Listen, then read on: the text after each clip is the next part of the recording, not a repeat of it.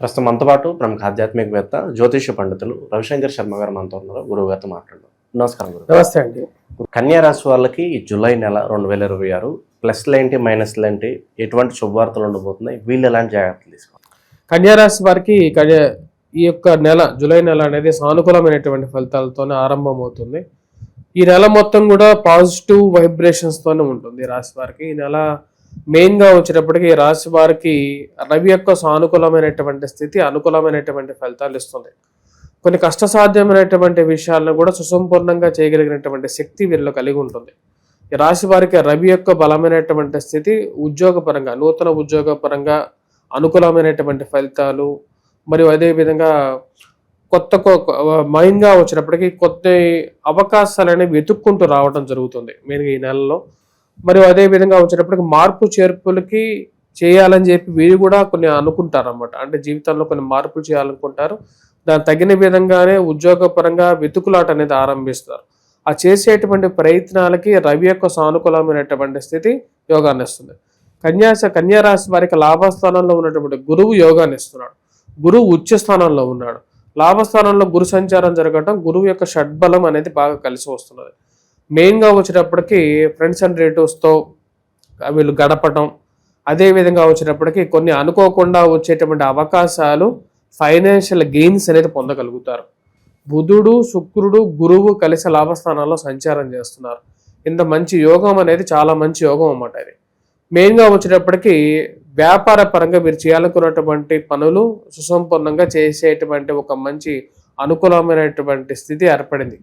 ఈ రాశి వారికి ఉద్యోగపరంగా అనుకూలంగా ఉంది. అదేవిధంగా చేయాలనుకున్నటువంటి పని చేయడానికి రవి అనుకూలమైనటువంటి స్థితిలో ఉన్నాడు. దాని తర్వాత గురువు ఉచ్చ స్థానంలో ఉన్నాడు. బుధుడు కూడా అనుకూలంగా ఉన్నాడు.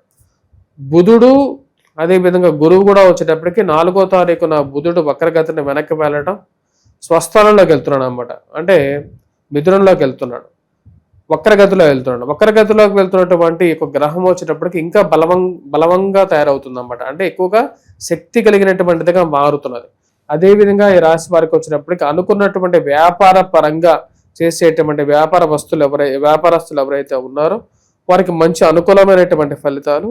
అదేవిధంగా వచ్చేటప్పటికీ పుస్తక ముద్రల రంగంలో ఉన్నటువంటి వారు, కాఫీ టీ హోటల్స్ రన్ చేసేటువంటి వారు, రెస్టారెంట్స్ రన్ చేస్తున్నటువంటి వారు, వీరందరికీ కూడా చాలా అనుకూలమైనటువంటి ఫలితాలు. రియల్ ఎస్టేట్, స్టాక్ మార్కెట్లో ఇన్వెస్ట్మెంట్స్ కూడా కొంచెం ఒక రకంగా వీరికి అనుకూలించే విధంగా ఉన్నాయి ఇప్పుడు పరిస్థితులు చూస్తుంటే.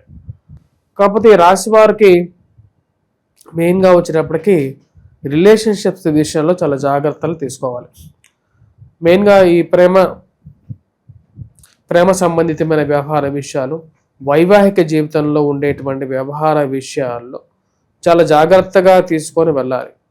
అదేవిధంగా వచ్చేటప్పటికి శుక్రుడు 10వ స్థానంలోకి వస్తున్నాడు. శుక్రుడు 10వ స్థానంలో యోగాన్ని, మరియు అదేవిధంగా బుధుడు రాజ్యస్థానంలో స్వస్థానంలో ఉన్నాడు, కేంద్ర స్థానంలో ఉన్నాడు. ఇప్పుడు గురువు వచ్చేటప్పటికి ఒంటరిగా ఉచ్చస్థానంలో ఉన్నాడు అన్నమాట.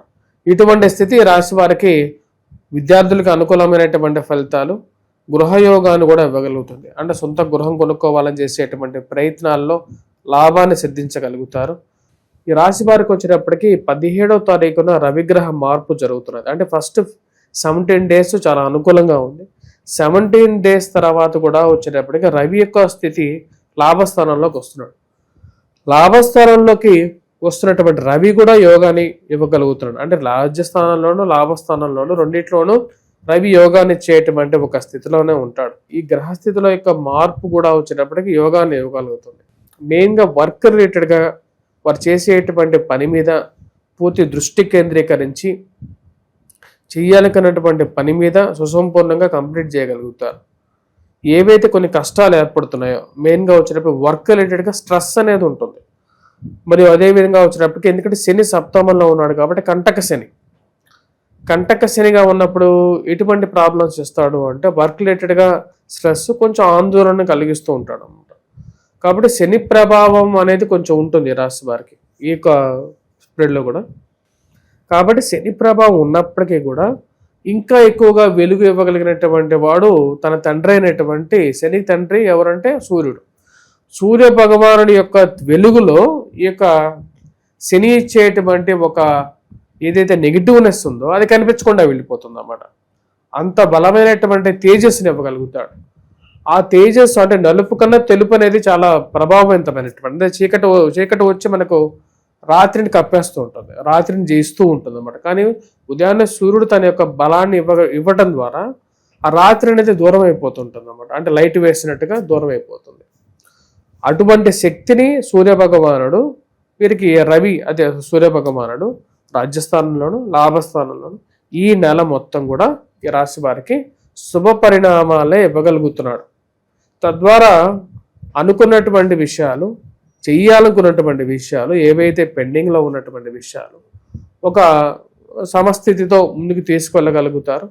అనుకున్నటువంటి సమయానికి వాటిని కంప్లీట్ చేసుకోవటానికి కూడా అనుకున్నటువంటి పరిణామాలు. కాకపోతే సెల్ఫ్ డ్రైవింగ్ విషయంలోనూ మోసపూరితమైనటువంటి ప్రకటనలు ఇచ్చేటువంటి వారికి దూరంగా ఉన్నాడు. ఒక్క రోజులో మీ జీవితం అంతా మారిపోతుందని చెప్పి చాలామంది చెప్తుంటారు. ఎవరి జీవితాలు ఒక రోజులో మారిపో, కాకపోతే ఒక రోజులో మారిపోకుండా మీరు చేసేటువంటి పనిలోనే కష్ట నష్టాలు ఏవైతే వస్తాయో వాటన్నిటిని ఎదుర్కొని శక్తిని ఇవ్వగలుగుతాడు.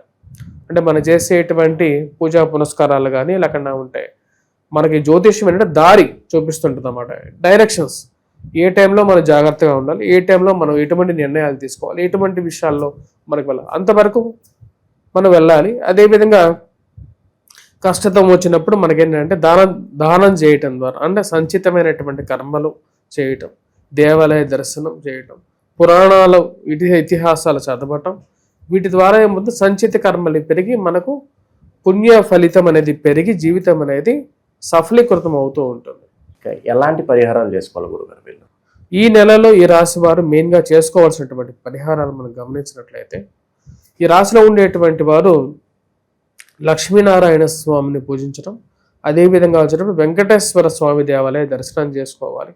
కంటక శని ప్రభావం ఆరోగ్యపరంగా కూడా ఎక్కువగా శ్రమ చూపిస్తుంటుంది. అంటే మీ యొక్క జాతక రీత్యా రాహు మహర్దశ కానీ, శని మహర్దశ కానీ, కుజ మహర్దశలు కానీ జరుగుతున్నట్లయితే, అవి దశాంతర్దశలు సరిగా లేనట్లయితే తన యొక్క ప్రభావం మీ మీద ఉంటుంది అన్నమాట. ఆ యొక్క ప్రభావం ఉన్నప్పుడు ఆరోగ్యపరంగా కాళ్ళకి కీళ్ళకి మోకాళ్ళకి నొప్పులు, జుట్టు రాలిపోవటం, ఇటువంటి సమస్యలు జరుగుతూ ఉంటాయి. ఆ సమయంలో మీరు శనికి తైలాభిషేకం చేసుకోవటం, శని హోమం చేసుకోవటం, శని దానాలు ఇచ్చుకోవటం, ఇటువంటి పరిహారాలు చేసుకోవాలి. అదేవిధంగా వచ్చేటప్పటికి వెంకటేశ్వర స్వామి దేవాలయ దర్శనం చేసుకోవటం, ఇంట్లో దీపారాధన చేసుకోవటం, ప్రతినిత్యం దీపారాధన చేయటం వల్ల మానసికమైనటువంటి తేజోవంతమైనటువంటి కాంతి మన వల్ల ఇస్తూ ఉంటుంది అన్నమాట. మంచి విశ్లేషణ అందించారు, ధన్యవాదాలు.